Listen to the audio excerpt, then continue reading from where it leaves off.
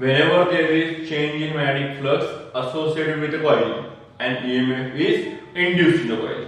ज्या वेळी कॉइल सोबत असणारा मॅग्नेटिक फ्लक्सचा पार्ट चेंज होईल त्यावेळी त्या कॉइल मध्ये काय होणार आहे, करंट इंड्यूस होणार आहे. करेक्ट. आता आपण त्याच बीटवर डिपेंड असणारा फिनॉमिनन सेल्फ इंडक्शन आणि म्युच्युअल इंडक्शन, सेल्फ इंडक्शन आणि म्युच्युअल इंडक्शन हा पार्ट आपण कव्हर करूया. ओके. तर बघा, सेल्फ इंडक्शन फिनॉमिनन म्हणजे काय आहे. सुरुवातीला मी या डायग्राममध्ये एक्सप्लेनेशन तुम्हाला देतो आणि त्याच्यानंतर मग आपण त्या बीटच्या डायग्राम डेफिनेशन करत जाऊया. ठीक आहे. तर इथे डायग्राम मध्ये बघा, एक बॅटरी आहे, की आहे, इथे कॉइल आहे. ओके. आता ही जी की मी जेव्हा क्लोज करणार आहे, बघा मी की क्लोज केली तर करंट काय असणार आहे, 0 टू मॅक्स पर्यंत फ्लो होणार. म्हणजे ह्या सर्किट मध्ये करंट काय होणार, 0 टू मॅक्स मध्ये फ्लो होणार. म्हणजे सुरुवातीच्या त्या इनिशियल फेज मध्ये करंट कसा असणार आहे, व्हेरिएबल असणार आहे. बरोबर. मग variable current produces variable magnetic field. बरोबर. अँड व्हेरिएबल मॅग्नेटिक फील्ड, बघा दुसऱ्या साईडने विचार करायचा होता, ह्या कॉइल सोबतचे जे काही फील्ड तयार झाले ते कसं आहे, व्हेरिएबल आहे. Okay. Second point of view जर बघितलं तर ही कॉइल कुठे आली, व्हेरिएबल मॅग्नेटिक फील्ड मध्ये आली. मग व्हेरिएबल मॅग्नेटिक फील्ड मध्ये जर कॉइल आली असेल तर त्या कॉइल मध्ये काय होणार आहे, according to Faraday's law EMF induce होणार आहे. बघा पुन्हा एकदा सांगतोय, ज्यावेळी मी ही की क्लोज करणार आहे, की क्लोज केली की करंट काय होणार आहे, 0 टू मॅक्स फ्लो होणार आहे. करंट 0 टू मॅक्स पर्यंत जात असताना इनिशियल जो फेज असणार आहे, तो फेज मध्ये काय असणार आहे, करंट व्हेरिएबल असणार आहे. बरोबर. व्हेरिएबल करंट मुळे मॅग्नेटिक फील्ड कसं तयार होणार, व्हेरिएबल मॅग्नेटिक फील्ड तयार होणार. म्हणजे ही जी कॉइल आहे ती कॉइल व्हेरिएबल मॅग्नेटिक फील्ड मध्ये आली. बरोबर. अकॉर्डिंग टू फॅराडेज लॉ त्यामध्ये काय होणार, बॅक ईएमएफ इंड्यूस होणार. करेक्ट. म्हणजे बघा, ह्याच कॉइल मधला करंट चेंज झाला म्हणून त्याच कॉइल मध्ये ईएमएफ इंड्यूस झाला. पुन्हा रिपीट करतोय, त्याच कॉइल मधला करंट चेंज झाला म्हणून पुन्हा त्याच कॉइल मध्ये ईएमएफ इंड्यूस झाला. ह्या फिनॉमिननला म्हणायचं सेल्फ. सेल्फी हा वर्ड आपल्याला डे टू लाईफ मध्ये माहित आहे. सेल्फ इंडक्शन म्हणजे स्वतःमधलाच करंट चेंज झाल्यामुळे स्वतःमध्येच करंट इंड्यूस होणे, हा फिनॉमिनन म्हणजे काय आहे, सेल्फ इंडक्शन. बघा, the phenomenon of induction of EMF in the coil, the phenomenon of induction of EMF in the coil due to change in current in the same coil, due to change in current in the same coil. म्हणजे ह्याच coil मधला current change झाला त्यामुळे त्याच coil मध्ये परत EMF तुमचा काय झाला आहे, इंड्यूस झाला आहे. बरोबर. मग हा जो फ्लक्स वाला पार्ट आहे, हा फ्लक्स कशावर डिपेंड असणार आहे, फ्लक्स किती तयार होणार ते कशावर डिपेंड असणार आहे, that flux is proportional to I. Correct. जितका फास्ट करंट चेंज करा तितके जास्त फ्लक्स तयार होणार. म्हणजे फ्लक्स आणि करंटचं रिलेशन कसं आहे, डायरेक्ट आहे. प्रोपोर्शनल साइन मी इक्वल टू रिप्लेस केलं की कॉन्स्टंट इंट्रोड्यूस करावा लागेल. That constant is coefficient of self induction. Okay. L stands for coefficient of self induction आणि याची व्हॅल्यू नंबर ऑफ टर्न्स आणि कॉइल मटेरियलवर डिपेंड असते. म्हणजे इन शॉर्ट तुम्ही असं लक्षात ठेवा की एका कॉइलसाठी सेल्फ इंडक्शन व्हॅल्यू काय असते, फिक्स असते. जसा रेझिस्टरला रेझिस्टन्स असतो, कॅपॅसिटरला कॅपॅसिटन्स असतो, तसा कॉइलला काय असतो, सेल्फ इंडक्टन्स असतो की ज्याची व्हॅल्यू फिक्स असते, कॉन्स्टंट असते दिलेल्या कॉइलसाठी. ओके. मग आता ही फाय ची व्हॅल्यू मिळाली, phi is equal to L into I. According to Lenz law E is equal to minus of dy by dt. Correct. Instead of writing phi, we write L into I, where L is constant and I is change with respect to time. म्हणजे ह्या equation मध्ये तुम्हाला मिळणार E is equal to minus of L into dy by dt. Correct. म्हणजे जितका dy by dt तुम्ही increase कराल तेवढा EMF काय होणार आहे, इन्क्रीज होणार आहे. आणि L हा जो पार्ट आहे, हा L पार्ट काय आहे, कोएफिशिएंट ऑफ सेल्फ इंडक्शन. ह्याच्या मॅग्निट्यूड मध्ये लिहिलं तर हा फॉर्म्युला होईल mod of E is equal to L into dy by dt. ह्याच्यावरून L is equal to काय होणार, mod of E divided by dy by dt. बरोबर. हा झाला सेल्फ इंडक्टन्स साठी असणारा फॉर्म्युला. आता याच्यामध्ये युनिट बद्दल थोडीशी आपण चर्चा करूया. युनिट काय बघा, EMF measure in volt, I current ampere, time t second. म्हणजे volt upon ampere divide by second. हा सेकंड वर गेला तर volt upon ampere into second. पण volt upon ampere according to Ohm's law V is equals to I into R. म्हणजे R is equals to V upon I. म्हणजे volt upon ampere is equals to काय असतो, resistance, that is ohm. बरोबर. म्हणजे instead of writing V upon A we write ohm means ohm second. It is the unit of self induction. आता ह्याला आणखी एक नाव आहे सायंटिस्टच्या नावाने पडलेलं हेनरी. ओके. आता हेनरी जो आहे हा हेनरी कॅपिटल H ने इंडिकेट करायचा. ओके. हर्ट्झ साठी HZ यूज करतो आपण, जे की फ्रिक्वेन्सी युनिट आहे. इथे युनिट आहे हेनरी, की जे coefficient of self induction unit आहे. हे लक्षात घ्या. Henry is equal to ohm second. Henry लक्षात घ्या, सायंटिस्टचं नाव आहे. आता कोएफिशिएंट ऑफ सेल्फ इंडक्शन हा जो L आहे त्याची आपण डेफिनेशन बघूया. फॉर्म्युला काय आहे? L is equal to magnitude of E divide by DI by dt. Correct. आता याची डेफिनेशन काय असणार आहे? इट इज द रेशो, बरोबर. It is the ratio of EMF induced in the coil to the rate of change of current in the same coil. Coefficient of self induction is the ratio of EMF induced in a coil to the rate of change of current in the same coil. Okay. हा झाला coefficient of self induction साठी असणारा डेफिनेशनचा part. आता तुम्हाला आजच्या video मध्ये काय लक्षात आलं? तर self induction, the phenomenon of induction of EMF in a coil due to change in current in the same coil.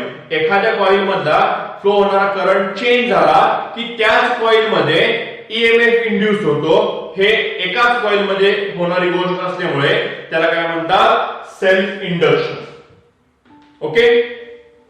मगाशी आपण बघितलं होतं self induction means the phenomenon of induction of EMF in a coil due to changes in current in the same coil. Okay. Same coil मध्ये हा effect होता म्हणून आपण काय म्हणतो होतं? Self induction. आता जो आपल्याला बघायचा आहे तो म्युच्युअल इंडक्शन. ओके. आता म्युच्युअल इंडक्शन मध्ये काय असणार आहे? तर दोन कॉइल्स आहेत, ज्याला आपण करंट जोडलेला आहे, की जिथे सप्लाय आहे त्या कॉइल आपण म्हणणार आहे प्रायमरी कॉइल, आणि सेकंड जे आहे त्याला काय म्हणणार आहे आपण? Secondary coil. आता मी काय करणार आहे? मगाप्रमाणे की क्लोज करणार. की क्लोज केली करंट काय होणार? 0 टू मॅक्स पर्यंत जाणार, बरोबर आहे. ज्यावेळी मी ही की क्लोज करतोय त्यावेळी मला असं ऑब्झर्व होतं की सेकंडरी कॉइल मध्ये जो गॅलोमीटर जोडलाय तो मोमेंटरी डिफ्लेक्शन येतो. मोमेंटरी डिफ्लेक्शन म्हणजे जातो आणि परत येतो. ओके. म्हणजे ज्यावेळी मी स्विच क्लोज करतो त्यावेळी समजा तो राईट साइडला गेला आणि परत आला. ओके.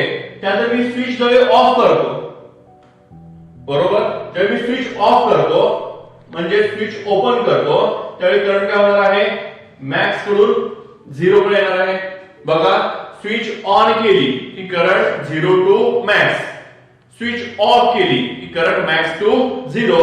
ह्या इनिशियल आणि फायनल स्टेज मध्येच करंट व्हॅल्यू काय होते? चेंज होते. ओके.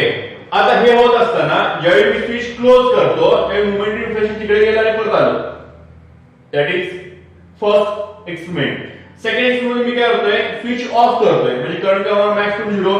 त्यावेळी डिफ्लेक्शन इकडे जाऊन परत येतं, म्हणजे डिफ्लेक्शन ड्युरेशन काय झाली? चेंज झाली. आता माझा प्रश्न असा आहे की सेकंडरी मध्ये डिफ्लेक्शन मिळण्याचं कारण काय आहे? ना की मी सप्लाय जोडलाय, ना कुठे बॅटरी आहे, काहीच नाहीये. मग डिफ्लेक्शन गॅलोमीटर का देत आहे? तिथे करंट कसा काय तयार झाला? तर बघा, ज्यावेळी मी ही स्विच क्लोज करतो त्यावेळी सुरुवातीच्या फेज मध्ये काय करंट कसा असतो? अल्टरनेट असतो. That alternate current produces alternate magnetic field. आणि ह्या प्रायमरीच्या भोवती जे अल्टरनेट मॅग्नेटिक फील्ड तयार होते त्याच्यामध्ये ही सेकंडरी कॉइल आली, बरोबर. म्हणजे करंट चेंज झाला प्रायमरी मधला, पण EMF इंड्यूस झाला सेकंडरी मध्ये. मग प्रायमरी आणि सेकंडरी ह्यांच्या दोघांच्या मधला हा इफेक्ट आहे, त्यामधला काय म्हणतो आपण? Mutual induction. काय सांगतो definition? The phenomenon of induction of EMF in the coil. The phenomenon of induction of EMF in the coil due to change in current in the neighbouring coil. Due to change in the current in neighbouring coil. मगाशी काय होतं? Change in current in the same coil. हा difference आहे त्यातला. इथं दोन coil आहेत. Primary मधला करंट चेंज झाला म्हणून सेकंडरी मध्ये EMF इंड्यूस झाला. म्हणजे सेकंडरी मध्ये किती EMF इंड्यूस होणार आहे हे कोण ठरवणार आहे? प्रायमरी मधला करंट चेंज ठरवणार आहे. ओके. म्हणून flux linked with secondary depends on current change in primary. म्हणून phi x is directly proportional to IP केला. proportion sign equal to replace केलं, इथं m constant घेतला, where m is coefficient of mutual induction. M is coefficient of mutual induction. मग according to Lenz's law, ES is equals to phi minus of d phi as the quantity. मग phi s मध्ये आपण पुढे केलं m into IP. बरोबर आहे, ही phi s value आपण इथे पुढे केली. m हा कॉन्स्टंट आहे, बरोबर. कॉन्स्टंट असल्यामुळे तो काय केला आपण डेरिव्हेटिव्ह मधून बाहेर घेतला. फॉर्म्युला मिळाला ES is equals to minus of m into dIP upon dt. Okay. आता बघा मॅग्निट्यूड मध्ये लिहायचं झालं तर mod of E is equals to m into di by dt. Therefore m is equals to mod of E divided by di by dt. म्हणजे पुन्हा त्याची unit volt upon ampere upon second, म्हणजे volt upon ampere into second म्हणजे ohm second किंवा henry. Coefficient of self induction आणि coefficient of mutual induction या दोघांचे unit काय असणार आहे, सेम असणार आहे. दॅट इज हेनरी और ohm second. Okay. Now see definition. Definition of coefficient of mutual induction. Coefficient of mutual induction म्हणजे काय, तर फॉर्म्युला पण आहे m is equals to mod of E divided by di by dt. Okay. Now it is the ratio of, बघा, it is the ratio of EMF induced in the secondary coil. It is the ratio of EMF induced in the secondary coil due to the rate of change of current in the primary coil. पुन्हा repeat करतोय.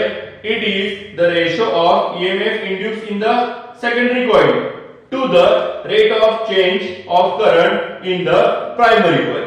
बरोबर आहे. आता ह्यातले जे blue colour मध्ये words दिले आहेत हे वर्ड्स मगाच्या डेफिनेशन पेक्षा काय थोडेसे वेगळे आहेत. मगाशी आपण कोएफिशिएंट ऑफ सेल्फ इंडक्शन मध्ये आपण in the same coil use केला होता इथं, बरोबर आहे. इथं प्रायमरी कॉइल म्हणतोय, इथं आपण सेकंडरी कॉइल म्हणतोय. इथं मगाशी आपण असं काही उल्लेख केलेला नव्हता, काय तिथं मगाशी एकच कॉइल होती. पुन्हा इथे रिवाइज करूया. म्युच्युअल इंडक्शन म्हणजे काय, the phenomenon of induction of EMF in the coil due to change in current in the neighbouring coil. ह्या केसमध्ये दोन कॉइल असणार आहे. ओके.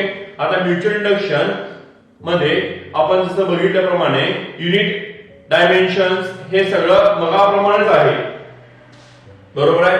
डेफिनेशन मध्ये खूप काय फरक नाही. ह्या पूर्ण आर्टिकल मध्ये दोघांच्या मध्ये खूप काय फरक नाहीये, फक्त पर्टिक्युलर तेवढे तेवढे वर्ड्स बदलावे लागतात. ओके. तुम्ही आता डेफिनेशन डिफरन्स करू शकताय सेल्फ इंडक्शन आणि म्युच्युअल इंडक्शन मध्ये. काय सांगाल, सेल्फ इंडक्शन मध्ये पहिला पॉइंट काय येईल, the phenomenon of induction of EMF in the coil due to change in current in the same coil. तेच इकडे काय म्हणणार, due to change in the current in the neighbouring coil. Correct. इथे काय म्हणणार आहात, flux linked with primary depends on current change in primary. तिकडे म्हणणार आहात flux linked with secondary depends on current change in primary. बरोबर आहे. असं तुम्हाला डिफरन्शियल पॉइंट्स त्याच्यामध्ये कॅरी फॉरवर्ड करता येतील. ओके. आता आपण बघूया सेल्फ इंडक्शन म्हणजे मेजर ऑफ इलेक्ट्रिकल इनर्शिया. म्हणजे मी घरामध्ये ट्यूबलाइटची जी पट्टी असते, ट्यूबलाइट जिथे आपण लावतो तिथे खाली एक छोटीशी डबी असते बघा, इलेक्ट्रिकल, बरोबर ना. खाली एक सिलेंड्रिकल पाईप असते आणि त्या पाईपच्या आणि वरती चेस्टच्या मध्ये एक डबी असते. स्टार्टर नाही म्हणत मी, इथे एक डबी असते बघा. ओके. त्याच्यामध्ये आत काय असतं, जसं आपण डीसी सर्किट मध्ये रेजिस्टन्स यूज करतो, डीसी मध्ये रेजिस्टर असतो, तसं एसी मध्ये कॉइल यूज करतो. लक्ष द्या, महत्वाचं आहे.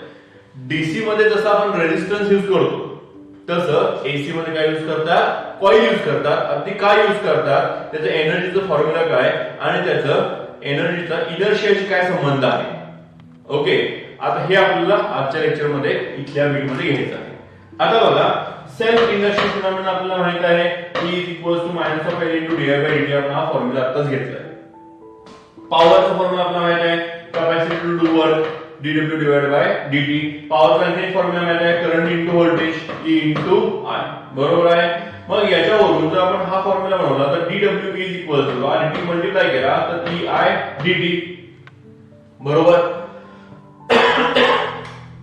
dw is equals to ei dt.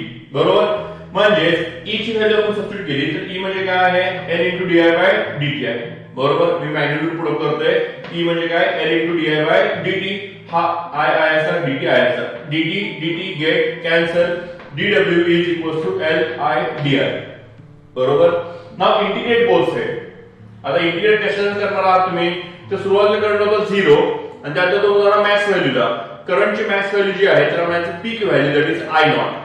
काय म्हणणार आहात, maximum value of current that is I naught equals to peak value. मग मी काय करणार आहे इंटिग्रेट करत असताना integration of dw is equals to L into integration of I dt integration from 0 to I naught. बरोबर आहे. आता ह्याला इंटिग्रेट केल्यानंतर I चे इंटिग्रेशन काय असतं I² 2 लिमिट पुट अप केलं I naught म्हणजे I naught² 2 आला. बरोबर. म्हणजे हा फॉर्म्युला झाला work is equals to 1/2 L into I naught square. And this work म्हणजे आपल्याला माहिती आहे वर्क म्हणजे काय असतं एनर्जी is equals to 1 म्हणजे एनर्जीचा फॉर्म्युला काय आला E is equals to 1/2 L into I naught square. बघा एनर्जीचा फॉर्म्युला मिळाला E is equals to 1/2 L into I naught square. बरोबर आहे. आता ह्या फॉर्म्युल्यामध्ये I naught ची व्हॅल्यू 1 पुट अप केली. If I naught is equals to 1 then W is equals to L/2. W is equals to L/2 means L is equal to times W. म्हणजे self इंडक्शनचा आणखी एक formula मिळाला 2 times work. Okay, now what is the definition? Self-inductance of a circuit is numerically equal to twice the work done. Self-inductance of the circuit is numerically equal to twice the work done in establishing the magnetic flux associated with the unit current in the circuit.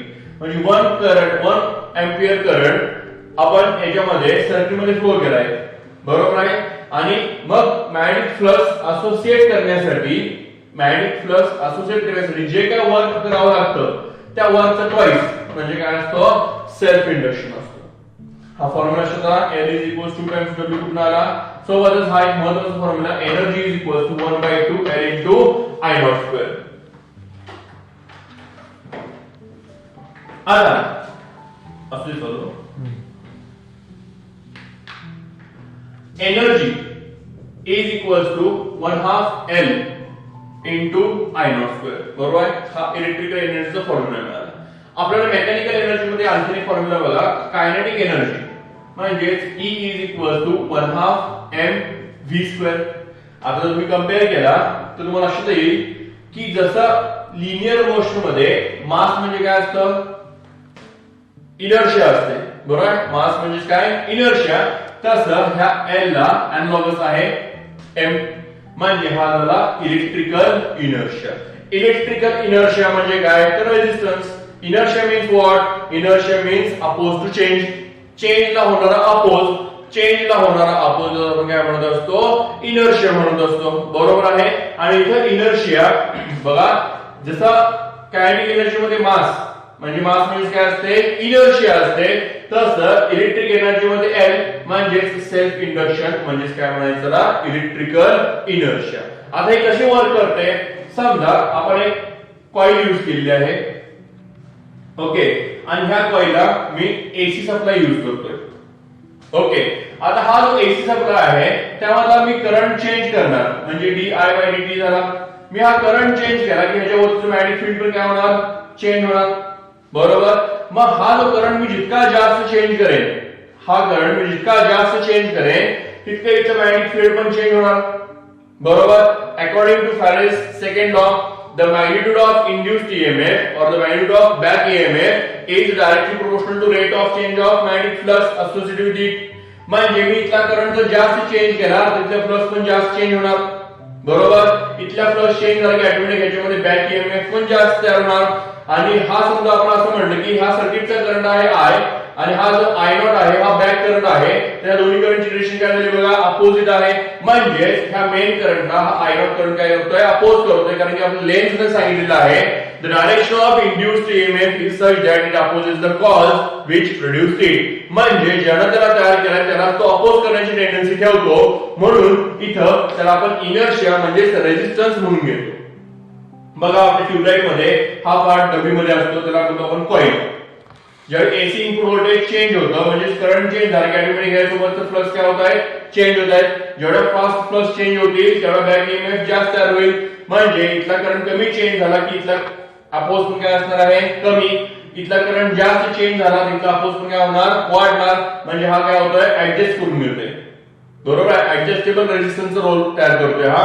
जेवढा oppose करेल म्हणजे हा main करंटला oppose म्हणजे काय म्हणणार आपण त्याला रेझिस्टन्स म्हणणार. म्हणून डीसी मध्ये जसा रेझिस्टर असतो तसा एसी मध्ये काय यूज करतात कॉइल यूज करतात.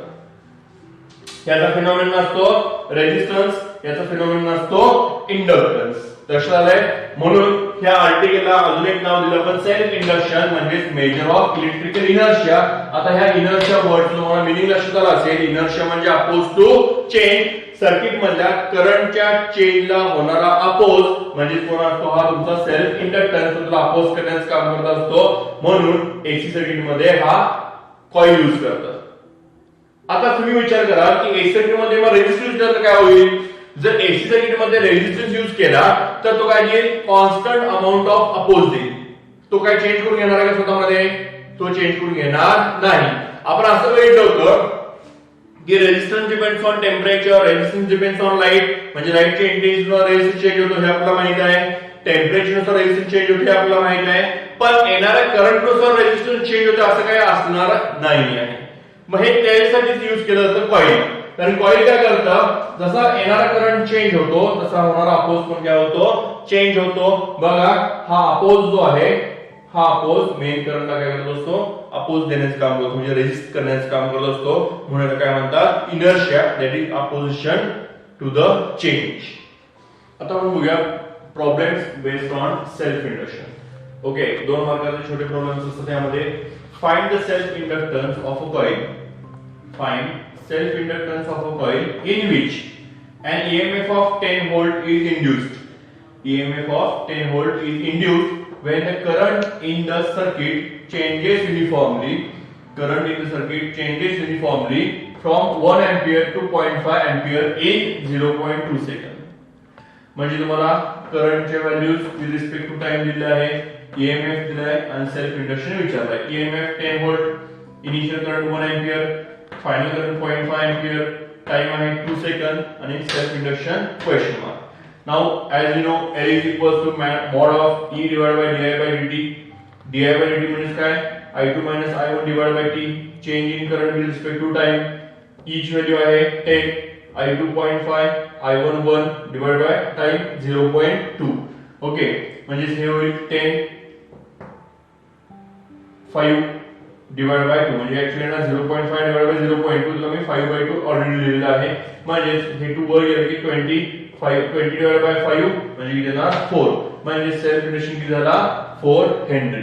न्यूमरिकल लक्षात असेल व्हॅल्यू सबस्टिट्यूट करा. हे फक्त महत्त्वाची स्टेप आहे. di by dt म्हणजे तुम्हाला I2 I1 divide by t आणि त्याचा मॉड घ्यावा लागेल.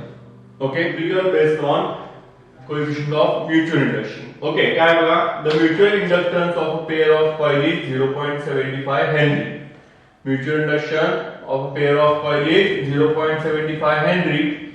If current in primary coil changes from 0.5 ampere to 0, current changes from 0.5 ampere to 0 in 0.01 second, find the average induced EMF in the secondary coil. म्हणजे given data मध्ये m coefficient of mutual induction 0.75 Henry, current in primary 0.5 ampere, current second value 0 ampere, time 0.01 second and EMF in secondary question mark. Now as we know EMF is equals to m into di by dt. magnitude घेतले तर minus घ्यायची गरज नाही. m ची value टाकली 0.2575 multiply by di. Change in current किती आहे 0.5 आहे बरोबर आहे आणि टाइम किती झाला आहे 0.01 बरोबर. म्हणजे 0.75 मल्टिप्लाय बाय 50 गिव्स अस 37.5 होईल. आता आपण आजच्या लेक्चर मध्ये coefficient of self induction, coefficient of mutual induction. Self induction means measure of electrical inertia आणि त्याच्यावर डिपेंड असणारे न्यूमरिकल्स बघितलेले आहेत बरोबर आहे. आता जसे की तुम्हाला 10th स्टँडर्ड मध्ये लॉज ऑफ रेजिस्टन्स झालं होतं सिरीज कॉम्बिनेशन आणि पॅरलल कॉम्बिनेशन. त्यामध्ये आपण सिरीज साठी RS is equals to R1 plus R2 plus R3 plus dot dot dot Rn use करायचो. पॅरलल साठी 1 upon R1 plus 1 upon R2 plus 1 upon R3 plus dot dot dot plus 1 upon Rn करायचो. Same to same फॉर्म्युले तुम्ही combination of inductance म्हणजे combination of inductor साठी use करू शकता. त्यामध्ये काय येणार आहे if number of inductors are connected in series then LS is equals to L1 plus L2 plus L3 plus dot dot dot Ln येणार. आणि similarly if number of inductors are connected in parallel then 1 upon LP is equals to 1 upon L1 plus 1 upon L2 plus 1 upon L3 plus dot dot dot 1 upon Ln येणार. जे फॉर्म्युले तुम्ही रेझिस्टन्सच्या series parallel साठी use करताय तेच फॉर्म्युले same to same तुम्ही इंडक्टरच्या series आणि पॅरलल साठी यूज करू शकता. ओके, आता नेक्स्ट लेक्चर मध्ये आपण याच्यावर डिपेंड असणारा ट्रान्सफॉर्मर नावाचा आर्टिकल बघायचा आहे. हा खूप महत्वाचा आर्टिकल आहे which works on the principle of mutual induction. तुम्हाला induction phenomenon, self induction, mutual induction व्यवस्थित लक्षात आलेलं आहे. Okay, thank you.